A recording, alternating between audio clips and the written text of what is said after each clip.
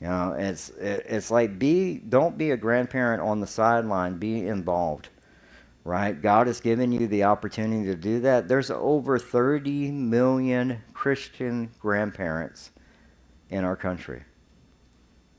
Now, if we were doing what we were supposed to be doing and leading them and helping our kids to lead them biblically, it'd be a different world that we'd be living in, right? Kids are wanting attention. Kids are wanting to have answers. The one thing I remember is, and when I talk about spiritual grandfather, we had Rick Gamboa at my other church, and Rick would always go to the youth retreats. And Rick was in his 60s. Now he's in his, I think he's 70 now, right? I don't know. He's older. But Rick would be worshiping in the front row, and he'd be playing games with the kids, and my wife would just be in tears because she's like, man, here's a spiritual grandfather. Some of these kids don't even have grandfathers in their lives. And Rick has seen them come up from children's ministry on into youth, and now some of those kids are in young adults, and some of those kids have gotten married and have kids. And it's like, and they come to him, and they pray with him and talk to him, and it's like, you can be used in the body of Christ. Remember that. Verse 19, but the father refused to say, said, I know, my son, I know. He also will become a people, and he also will be great. However, this younger brother shall be greater than he, and his descendants shall become a multitude of nations. He blessed them that day, saying, by you Israel will pronounce blessing, saying, my God, make you like Ephraim and Manasseh. Thus he put Ephraim before Manasseh. Then Israel said to Joseph, behold, I am about to die, but God will be with you and bring you back into the land your fathers, of your fathers. I give you one portion more than your brothers, which I took from the hand of the Amorite with my sword and my bow. And so we see, Joseph blessing his kids and his grandkids, and ending well. And one of the things I thought about is, I don't know why it is when we have babies, everybody's there. But how come we don't when they're dying? We leave it up to somebody else. The entire family's there when a birth happens. When somebody's dying, we expect somebody else to take care of that.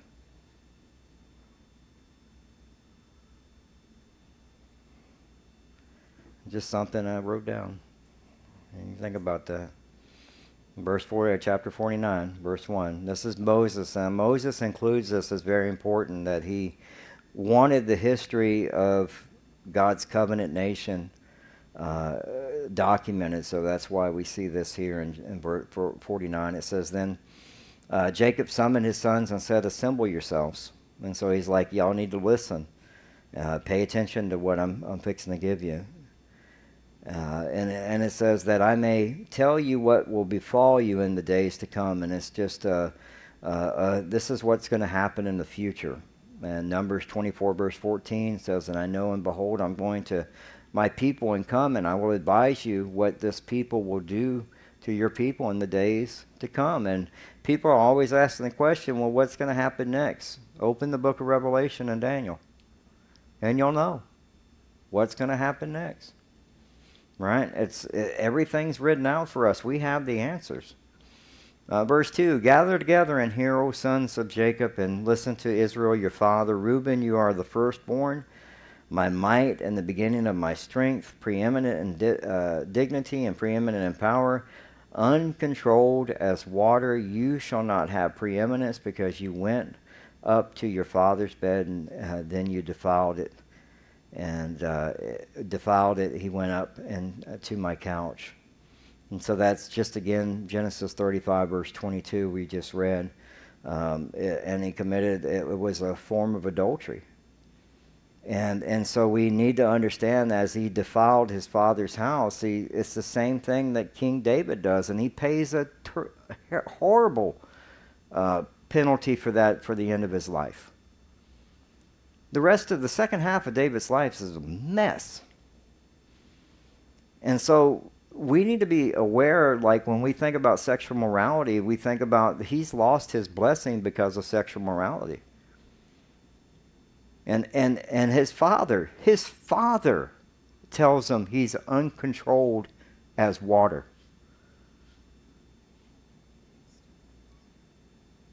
We need to be very careful with sexual morality and pornography.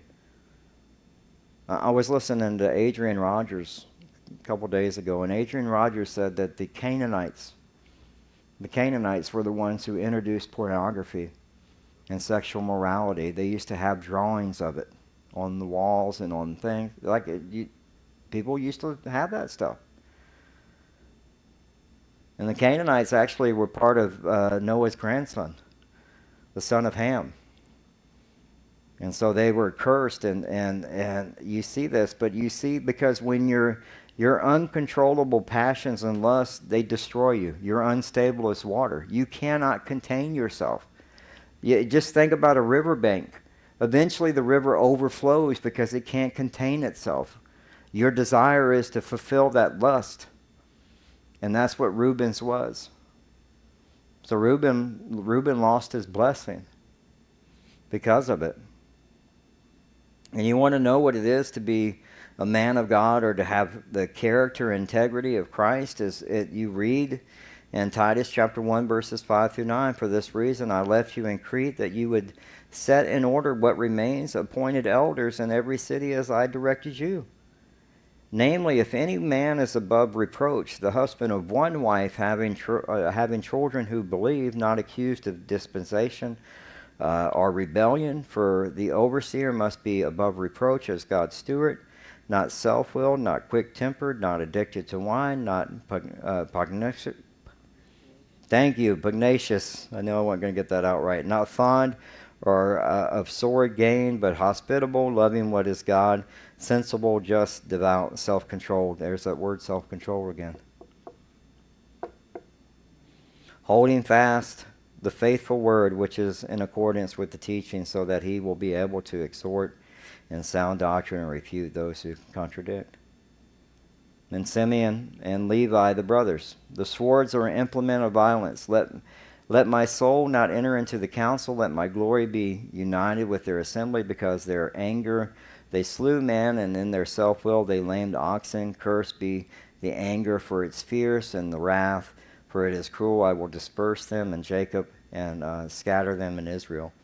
And so their anger got the better of them because of what happened to Diana. And all of that happened in Shechem because who? Jacob took them to the wrong place. And then what do? They go and kill every male. Now, at some point, it's justified, right? Because it's their sister. But at some point, righteous anger has been crossed. You've killed everybody. Every male. You've left orphans. Widows. We always think like, I can do righteous anger. You get to that line, and there's always that line you're going to cross. And we have to be careful with that.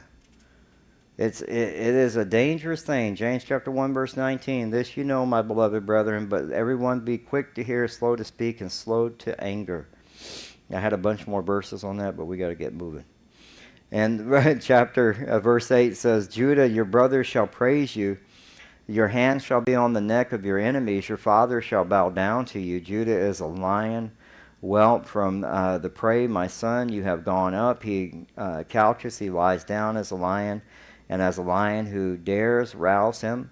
The scepter shall not depart from Judah, nor the ruler's staff between his feet, until Shiloh comes, and to him shall be the obedience of his people." And again, this is the King of Kings, the Lord of Lords. The scepter will not depart. In verse 11, "He ties his fowl to the vine, and his donkey's colt to a choice vine. He washes his garments in wine, and his robes in the blood of grapes. His eyes are dull from wine, and his teeth white from milk." And after, this disappointing beginning for Judah, we saw the redemption of Judah, which is beautiful. "Zebulun, will dwell at the seashore and shall be a haven for ships, and his flank shall be toward Sidon. Issachar is a strong donkey lying down between the sheepfolds. When he saw that the resting place was good and that the land was pleasant, he bowed and shouldered to bear burdens and became a slave at forced labor. So Zebulun and Issachar were everyday people. They were the people that we would consider farmers and merchant, and they made sure things ran smoothly. Dan shall judge his people as one of the tribes of Israel. Dan shall be a serpent in a way, a horned snake in the path that bites the horse's heels, so that the rider falls backwards. For your salvation I wait, O Lord. And so Dan judges his people in best moments. The people of Dan would provide justice for the nation. But unfortunately, they become treacherous like snakes. During Israel's last conquest of the Promised Land, Dan quickly gave up the land to which God had called them in Judges chapter 2, verses 3 and 4. Therefore I also said, I will not drive them out before you, but they will become as thorns in your sides, and their gods will be a snare to you. When the angel of the Lord spoke these words to all the sons of Israel, the people lifted up their voices and wept. Then it says, as for Gad, raiders shall raid him, but he will raid at their heels. And Gad actually supplied some of the best troops for Israel. And Asher, in verse 20, as for Asher, his food shall be rich, and he will yield royal dainties. And so Asher, in fact, even though the Jews will be poisoned people and persecuted people, they'll be protected. And at the end, they will be the ones that they will recognize the Redeemer, and as he's prepared a place in the wilderness. And so then Naphtali is a doe let loose. He gives beautiful words, and we know that Jesus speaks about that in Matthew chapter 4, verses 12 through 17. It says, now when Jesus heard that John had been taken into custody, he withdrew into Galilee. And leaving Nazareth, he came and settled in Capernaum, which is by the sea, in the region of Zebulun and Naphtali. And this was to fulfill what was spoken through the Isaiah the prophet. And it says that the land of Zebulun and the land of Naphtali, by the way of the sea, beyond the Jordan Galilee of Gentiles, the people who were sitting in darkness saw a great light, and those who were sitting in the land and the shadow of death, upon them the light dawned. From the time Jesus began to preach and say, repent, for the kingdom of God is at hand. And finally, we see Joseph. Joseph is fruitful bough. By a spring, its branches run over a wall. The archers bitterly attacked and shot at him and harassed him. But his bough remained firm, and his arms were agile from the hands of the mighty one of Jacob. From there is the shepherd and the stone of Israel. From the God of the Father who helps, and by the Almighty who blesses with blessings of heaven above, blessings of the deep that lies beneath, blessings of the breast and of the womb. The blessings of your father have surpassed the blessings of my ancestors, up to the utmost bound of the everlasting. May they be on the head of Joseph and on the crown of the head of the one distinguished among his brothers. Kind of makes you think that you should be obedient to God. Right? You see all those blessings? Like you see it repeated over and over. And one of the things that he shares, he gives the titles. He gives the mighty God of Jacob, the shepherd, the stone of Israel, the God of your father, the Almighty. Then verse 27, Benjamin is a ravenous wolf. In the morning he devours the prey, and in the evening he divides the spoils. So Benjamin will ultimately be as strong as a ravenous wolf. God is not through with the Jews, and we know that, not by a long shot, but it'll be Benjamin that will continue that fight. And verse 28, all these were the 12 tribes of Israel, and this is what their father said to them when he blessed them. And he blessed every one with the blessing appropriate to him. Then he charged them and said to them, I am about to be gathered to my people. Bury me with my fathers in the cave that is in the field of Ephraim, and the Hittite, and the cave that is in the field of Machpelah, which is in Mamre. in the land of Canaan, and the Abraham bought along the field from Ephron, the Hittite, for the burial site. And they buried Abraham and his wife Sarah, and they buried Isaac and his wife Rebekah. And there I buried Leah, the field and the cave that is in it, purchased for the sons of Heth. When Jacob finished charging his sons, he drew his feet into the bed and breathed his last and was gathered to his people. Let's get moving. We got to keep going. Genesis 50. We're almost there. Joseph fell on his father's face and wept over him and kissed him. He spent a lot of time away from his dad. And so this is hard for him. And Joseph commanded the servants and the physicians to embalm his father. So the physicians embalmed Israel. Now 40 days were required for it, for such is the period required for embalming. And the Egyptians wept for 70 days. And so Jacob mourned for 70 days, and it's really the what they would consider the royal mourning period. In verse 4 it says, when the days of mourning for him were past, Joseph spoke to the household of Pharaoh, saying, if now I have found favor in your sight, please speak to Pharaoh, saying, my father made me swear, saying, behold, I am about to die in the grave, which I dug for myself in the land of Canaan. There you shall bury me. Now therefore, please let me go up and bury my father, then I will return. So he still has to get permission through Pharaoh. Right? He's still number 2 in the land. He still has to get permission. And so he's honoring his father's dying words.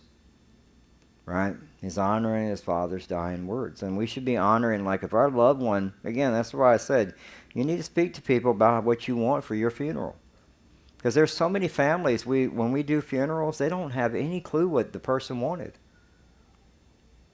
Right? They have no clue because it's never been spoke of, because nobody ever wants to talk about death, but you're going to die. So they should know, right? So barbecue, right? Somebody strike up the brisket and have a good laugh, tell some stories, and as we say in Hawaii, talk story and enjoy yourself. And then when you get rid of the dust from the barbecue, you can just throw my stuff in there with it. It'll be fun. It's okay. It's like it should be a celebration because you're being born into heaven. And it's sad when somebody doesn't know the Lord because they're not. They're being born and getting ready to be prepared for the lake of fire. So it's important for us to share the gospel with people. Pharaoh said, go up and bury your father as he made you swear. So Joseph went up to bury his father, and with him he went up all the servants of Pharaoh and the elders of his household and all the elders of the land. And out of the household of Joseph and his brothers and his father's household they left all their little ones and their flocks and their herds in the land of Goshen. There also went up with him both chariots and horsemen, and it was a very great company. And when they came to the threshing ford of Atad, which is beyond the Jordan, they lamented there with a great and sorrowful lamentation, and he observed 7 days of mourning for his father. So they're still hurting, grieving. They're going through the grieving process as they go back. And now the inhabitants of the land and the Canaanites saw the mourning at the threshing floor at Atad, and they said, this is a grievous mourning for the Egyptians, therefore it is named Abel Mizraim, which is beyond the Jordan. Thus his sons did it for him as he charged them. For the sons carried him to the land of Canaan and buried him in the cave in the field of Machpelah before Mamre, and which Abraham had bought along with the field burial site of Ephron the Hittite. And after he had buried his father, Joseph returned to Egypt, and he and his brothers and all who had gone up with him to bury his father. When Joseph's brothers saw their father was dead, and they said, what if Joseph bears a grudge against us and pays us back in full for all the wrong which we did to him? This is regret. They haven't given this over to God. Joseph forgave them. right? But now they're thinking, okay, Dad's not here. Joseph's going to kill us. And does he have the power to do that? Oh, he's number 2 in Egypt. He could have done it when they first met him. Back in Egypt, he could have taken them out. But he's not going to do that. He forgave them. So that they sent a message to Joseph saying, your father charged before his dying, saying, thus you shall say to Joseph, please forgive, I beg you, the transgression of your brothers and their sin, for they did you wrong. And now please forgive their transgression of the servants of the God of your father. And Joseph wept when they spoke to him. It hurt him. He never thought, Dad's dead, I can kill my brothers now. He's had 17 years to get to know his nieces, his nephews, I'm okay, I'm going to take them all out now. He's a man of God. And so it hurt. And this I've seen happen where people have forgiven somebody and the other person just won't let it go. And they keep bringing it up and bringing it. It's like, but I forgave you. I've already forgiven you. Right? Then his brother also came and fell down before him and said, behold, we are your servants. They're still struggling. But Joseph said to them, do not be afraid, for I am in God's place. As for you, you meant evil against me, but God meant it for good in order to bring about the present result to preserve many people alive. And we have to remember, I think what I'm talking about is when somebody does forgive and they're a Christian and they won't accept the forgiveness, right? They go, oh, yeah, okay, I'm sorry, and then it comes back up again. That's a Christian. But when it's doing it, you're having that happen with an unbeliever, what are you expecting? They're ungodly. That's why it keeps coming up, because the devil keeps going, hey, poke him again. But I asked for forgiveness. Poke him again. You're expecting a godly response from somebody ungodly. And we need to remember that, right? But I love that he says God meant it for good in order to bring about the present result. It's like, look, if God wouldn't have done this, we all would have been dead. So therefore, do not be afraid. And I love what he says, I will provide for you and your little ones. Your little ones. So he comforted them and spoke kindly to them. So he's having to reassure them. He's having to reassure them. And then it says in verse 22, now Joseph stayed in Egypt, and he and his father's household, and Joseph lived 110 years. And Joseph saw the third generation of Ephraim's sons, also the sons of Machir, the son of Manasseh, were born on Joseph's knees. Joseph said to his brothers, I am about to die, but God will surely take care of you and bring you up from this land to the land which he has promised an oath to Abraham, to Isaac, and to Jacob. He's again just going over the Abrahamic covenant. Then Joseph made the sons of Israel swear, saying, Go, God will surely take care of you, and you shall carry my bones up from here. So Joseph died at the age of 110 years, and he was embalmed and placed in a coffin in Egypt. So he was 110 years old. In Hebrews 11, verse 22 says, by faith Joseph, when he was dying, made mention of the exodus of the sons of Israel and gave orders concerning his bones. He's even comforting his brothers. God will surely take care of you.